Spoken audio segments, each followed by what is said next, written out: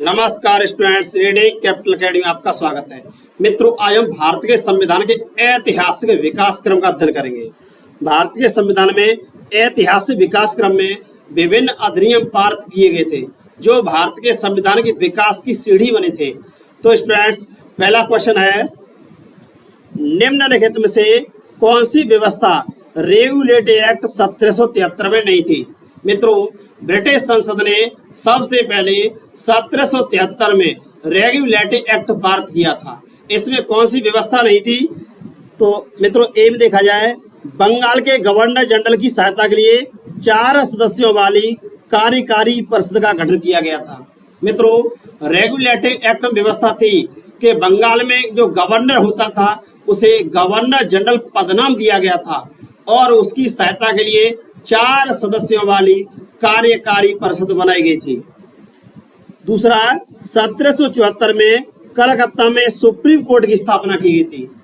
1774 में कलकत्ता में supreme court की स्थापना की जाती है, जिसके मुख्य न्यायाधीश एलिजा इम्पे बने थे। सी, दोहरे प्रशासन की शुरुआत। तो मित्रों, ये सही नहीं है।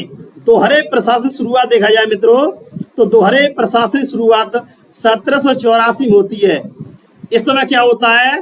पिट्स इंडिया एक्ट पारित होता है। पिट्स इंडिया एक्ट 1784 पारित होता है और मित्रों, इसमें दोहरे प्रशासन की शुरुआत की जाती है। इसमें क्या होता है कि व्यापारिक मामलों और राजनीतिक मामलों को पृथक कर दिया जाता है। डी, बंगाल के गवर्नर जनरल को पदनाम दिया जाता है और मद्रास और बॉम्बे प्रेसिडेंट को उसके अधीन कर दिया जाता है। तो मित्रों, इसमें डी भी सही है। ये रेगुलेटरी एक्ट में व्यवस्था थी, लेकिन दोहरे प्रशासन की व्यवस्था नहीं थी। इस तरह से स्टूडेंट देखा जाए, रेगुलेटरी एक्ट में किसकी व्यवस्था नहीं थी? दोहरे प्रशासन की। ये 1784 में आती है। पिट्स इंडिया एक्ट में अन्य व्यवस्थाएं रेगुलेटरी एक्ट 1773 में की गई थी। इसके तहत ही 1774 में कलकत्ता में सुप्रीम कोर्ट बनाया गया था। ठीक है स्टूडेंट्स, नेक्स्ट क्वेश्चन है क्वेश्चन 2। पिट्स इंडिया एक्ट जो 1784 पारित किया गया था, उसके संबंध में कौन सा कथन सत्य नहीं है? पिट्स इंडिया एक्ट के संबंध में कौन सा कथन सत्य नहीं है? ए, इसे ब्रिटिश अधिकाराधीन क्षेत्र नामक शीर्षक से तैयार किया गया था। मित्रों, ये सही है। इसे ब्रिटिश अधिकाराधीन क्षेत्र शीर्षक से तैयार किया गया था। बी, राजनीतिक मामलों के लिए बोर्ड ऑफ कंट्रोल नामक संस्था बनाई गई थी। ये पिट्स इंडिया एक्ट में था, क्योंकि राजनीतिक मामलों को व्यापारिक मामलों से पृथक कर दिया गया था। वारेन हेस्टिंग्स को बंगाल का प्रथम गवर्नर जनरल बनाया गया, ये भी व्यवस्था थी। ठीक है स्टूडेंट्स, वारेन हेस्टिंग्स को बंगाल का प्रथम गवर्नर जनरल बनाया गया था, लेकिन ये इसमें नहीं थी स्टूडेंट्स। बंगाल का प्रथम गवर्नर जनरल बनाया गया था, लेकिन ये कब बनाया गया था? ये बंगाल का गवर्नर जनरल बनाया गया था 1773 में। 1773 में रेगुलेटरी एक्ट के तहत वारेन हेस्टिंग्स को बंगाल का प्रथम गवर्नर जनरल बनाया गया था। इस तरह से देखा जाए स्टूडेंट्स, तो ये वाला इसमें नहीं होगा। ये व्यवस्था 1773 में ही कर दी गई थी। डीएस में राजनीतिक और व्यापारिक मामलों का पृथक्करण किया गया था, ये भी पिट्स इंडिया एक्ट में था।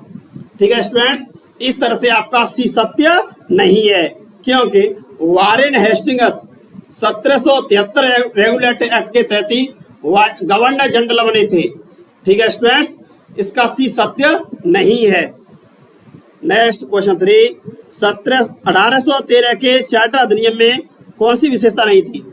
1813 में चार्टर अधिनियम आया गया था, उसमें कौन सी विशेषता नहीं थी? ए, भारत की शिक्षा में 1 लाख रुपए खर्च करने का प्रावधान। ठीक है, पहली बार 1813 के चार्टर अधिनियम में भारत की शिक्षा पर 1 लाख रुपए खर्च करने की व्यवस्था की गई थी। ईसाई मिशनरियों को धर्म प्रचार की अनुमति दी गई थी। कंपनी के व्यापारी एकाधिकार को समाप्त कर दिया गया। अब कंपनी के अतिरिक्त ब्रिटिश नागरिक भी व्यापार कर सकते थे। स्टूडेंट्स, ब्रिटिश, ये भी सही है। अब कंपनी के अतिरिक्त ब्रिटिश नागरिक भी व्यापार कर सकते थे। इस तरह से स्टूडेंट देखा जाए, इसका उपरोक्त सभी डी सही है। 1813 13 के चार्टर अधिनियम में सभी विशेषता पाई जाती थी, क्योंकि भारत की शिक्षा पर 1 लाख रुपए खर्च करने की व्यवस्था की गई थी, ईसाई मिशनरियों को अनुमति दी गई थी और कंपनी के व्यापार के अधिकार समाप्त कर दिए गए। अब व्यापार कंपनी के अलावा ब्रिटिश नागरिक भी कर सकते थे। इस तरह से कंपनी का जो मोनोपाली थी वो समाप्त कर दी गई थी। ये डी इसका सही होगा स्टूडेंट्स। नेक्स्ट क्वेश्चन 4, निम्नलिखित में से कौन सी विशेषता 1833 के चार्टर अधिनियम में पाई जाती है? 1833 में चार्टर अधिनियम आता है, उसमें कौन सी विशेषता पाई जाती थी स्टूडेंट्स? पहला है ब्रिटिश इंडिया का शासन केंद्रीकृत कर दिया गया था और भारतीय कानूनों का वर्गीकरण किया गया था। बिल्कुल सही है। 1833 के चार्टर अधिनियम द्वारा भारत में अत्यधिक केंद्रीकृत व्यवस्था कर दी गई थी। कंपनी के व्यापार अधिकार पूर्णतः समाप्त कर दिए गए थे। अब उसे राजनीतिक और प्रशासनिक संस्था बना दिया गया था। ये भी सही है। अब कंपनी केवल राजनीतिक और प्रशासनिक कार्य देखती थी, उसके जो व्यापार अधिकार थे, व्यापार करती थी, वह समाप्त कर दिए गए थे। बंगाल के गवर्नर को संपूर्ण भारत का गवर्नर जनरल बनाया गया था और लॉर्ड विलियम बेंटिंग भारत के पहले गवर्नर जनरल बने थे। इस तरह से स्टूडेंट्स इसका सही हो जाएगा उपरोक्त सभी। ये सभी सही है। 1833 के चार्टर अधिनियम में पाई जाती है विशेषताएं। नेक्स्ट है क्वेश्चन 5, निम्नलिखित से कौन सा कथन सत्य नहीं है? कौन सा कथन असत्य है? सत्य नहीं अर्थात असत्य है। 1833 के चार्टर अधिनियम में विधि बनाने के लिए चौथे कानून सदस्य को शामिल किया गया था और एक और बने थे, लॉर्ड मैकाले चौथे कानूनी सदस्य बने थे। 1833 चार्टर अधिनियम में भारतीयों की प्रशासन में भागीदारी सुनिश्चित की गई थी। ये भी सही है। भारतीयों को प्रशासन में भागीदारी की व्यवस्था दी गई थी। पिट्स इंडिया एक्ट में भारत की शिक्षा पर 1 लाख रुपए, मित्रों ये गलत है। ये 1813 के चार्टर अधिनियम में था। 1813 के चार्टर अधिनियम में था भारत की शिक्षा पर 1 लाख रुपए खर्च। ये पिट्स इंडिया एक्ट में नहीं था। तो इस तरह से आपका इसमें सही हो जाएगा। 1793 के चार्टर अधिनियम में नियंत्रण बोर्ड के कर्मचारियों को वेतन भारतीय राजस्व देने की व्यवस्था की गई थी। ये भी सही है, लेकिन इसका कौन सा कथन सत्य नहीं है? सी, भारत की शिक्षा पर 1813 के चार्टर अधिनियम द्वारा 1 लाख रुपए खर्च करने की व्यवस्था की गई थी। ठीक है स्टूडेंट्स। और पिट्स इंडिया एक्ट द्वारा दोहरे प्रशासन की शुरुआत की गई। व्यापारिक मामलों को राजनीतिक मामलों से अलग कर दिया गया था। नेक्स्ट क्वेश्चन 6, निम्नलिखित में से कौन सा अधिनियम ब्रिटिश ईस्ट इंडिया कंपनी के अधीन पारित अंतिम अधिनियम था? तो मित्रों ये था 1853 का अधिनियम। 1853 का अधिनियम ईस्ट इंडिया कंपनी का अधीन अंतिम अधिनियम था। इसके बाद भारत शासन अधिनियम पारित किए गए थे। ठीक है स्टूडेंट्स, ब्रिटिश क्राउन के अधीन शासन कर दिया गया था। इस तरह से हम दो तरह से देख सकते हैं। 1773 का रेगुलेटिंग एक्ट है, 1773 का रेगुलेटिंग एक्ट है और उससे लेकर के 1853 तक जितने भी अधिनियम थे वो सभी ईस्ट इंडिया कंपनी के अधीन थे। ठीक है स्टूडेंट्स, 1813 तक के अधिनियम सब ईस्ट इंडिया कंपनी के अधीन थे। लेकिन इसके बाद अधिनियम आते हैं 1858 का अधिनियम और इससे आगे जितने आते हैं 1947 तक, वह सभी अधिनियम किसके थे? वह ब्रिटिश क्राउन के अधीन थे। इस तरह से हम इनका दो रूपों में वर्गीकरण कर सकते हैं। ठीक है स्टूडेंट्स, 1853 का चार्टर अधिनियम ब्रिटिश ईस्ट इंडिया कंपनी के अधीन पारित अंतरिम अधिनियम था।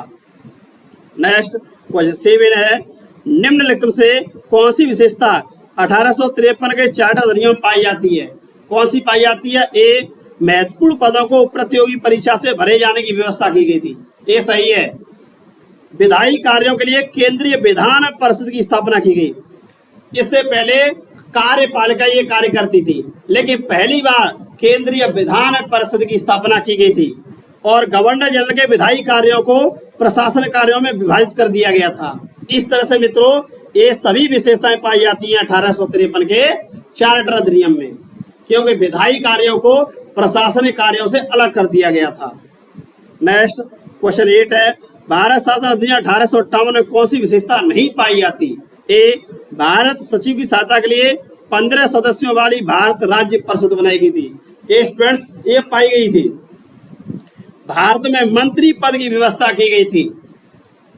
भारत का शासन ईस्ट इंडिया कंपनी से हटाकर ब्रिटिश क्राउन को सौंपा गया था। ये भी सही है स्टूडेंट्स, ब्रिटिश क्राउन को सौंपा गया था। डी, भारतीय सामाजिक और धार्मिक मामला हस्तक्षेप। तो स्टूडेंट्स इसमें यही सही नहीं है, सामाजिक और धार्मिक मामला हस्तक्षेप बंद कर दिया गया था, क्योंकि 1857 की क्रांति हो गई थी। 1857 की क्रांति के बाद ब्रिटिश सरकार ने कभी भारत के सामाजिक धार्मिक मामला हस्तक्षेप नहीं किया था। इस तरह से इसका डी विशेषता इसमें नहीं पाई जाती। नेक्स्ट क्वेश्चन 9, 1858 अधिनियम, भारत का पहला वायसराय कौन बना था? 1858 के अधिनियम के तहत वायसराय पद की व्यवस्था की गई थी और लॉर्ड कैनिंग भारत के पहले वायसराय बने थे। इन्हीं के समय 1857 की क्रांति हुई थी। ठीक है स्टूडेंट्स, माउंटबेटन देखा जाए तो ये स्वतंत्र भारत, जब भारत स्वतंत्र हुआ था उस समय भारत के पहले गवर्नर जनरल कौन बने थे? Lord Mountbatten. और बंगाल का पहला गवर्नर कौन बना था? बंगाल का प्रथम गवर्नर बना था रॉबर्ट क्लाइव। ठीक है स्टूडेंट्स, वायसराय लॉर्ड कैनिंग बने थे। वारेन हेस्टिंग्स देखा जाए तो ये गवर्नर जनरल बना था। वारेन हेस्टिंग्स कौन बना था? वारेन हेस्टिंग्स गवर्नर जनरल बना था। नेक्स्ट क्वेश्चन 10, किस अधिनियम द्वारा विधायी कार्यों के लिए भारतीयों को विधान परिषद में प्रतिनिधित्व दिया गया था? तो मित्रों 1853 के अधिनियम द्वारा केंद्रीय विधान परिषद बनाई गई थी और भारतीयों को दिया गया था 1861 के अधिनियम द्वारा। 1861 के अधिनियम द्वारा भारतीयों को प्रतिनिधित्व दिया गया था। ठीक है स्टूडेंट्स, 1858 द्वारा भारत का शासन किसे सौंपा गया था? ब्रिटिश क्राउन को। ब्रिटिश क्राउन को भारत का शासन सौंपा गया था भारत शासन अधिनियम 1858 के तहत। और रेगुलेटरी एक्ट के द्वारा क्या किया गया था? बंगाल में 4 सदस्यों वाली कार्यकारी परिषद। ठीक है स्टूडेंट्स, नेक्स्ट है क्वेश्चन 11, भारत शासन अधिनियम 1861 में कौन सी विशेषता नहीं पाई जाती? कौन सी विशेषता नहीं पाई जाती? ए, विभागीय प्रणाली की शुरुआत। ये सही है, विभागीय प्रणाली विशेषता पाई जाती है। मंत्री पद की व्यवस्था 58 में कर दी गई थी। विधायी कार्यों के लिए भारतीयों का प्रतिनिधित्व ये भी किया गया था। भारत राज्य परिषद, मित्रों 1858 के अधिनियम में भारत राज्य परिषद बनाई गई थी और इसमें सदस्यों की संख्या बनाई गई थी 15 सदस्यों वाली भारत राज्य परिषद की रचना की गई थी और अध्यादेश जारी करने की वायसराय शक्ति दी गई थी। तो इस तरह से स्टूडेंट्स कौन सा इसमें विशेषता नहीं है? ये भारत राज्य परिषद, ये विशेषता नहीं है क्योंकि ये विशेषता 1858 में ही बन गई थी। 15 सदस्यों वाली भारत राज्य परिषद, इसका एक सचिव होता था। इस तरह से स्टूडेंट्स हमने ब्रिटिश शासनकाल में विभिन्न अधिनियम बने थे, उनमें 1861 तक के अधिनियमों का अध्ययन किया है। मित्रों ये विभिन्न प्रतियोगी परीक्षा के लिए आपको काफी लाभदायक सिद्ध होंगे। इसमें हमने कॉन्सेप्ट बेस भी शामिल किया है। धन्यवाद स्टूडेंट्स, रेडी कैपिटल चैनल को शेयर कीजिए, सब्सक्राइब कीजिए, लाइक कीजिए, कमेंट कीजिए।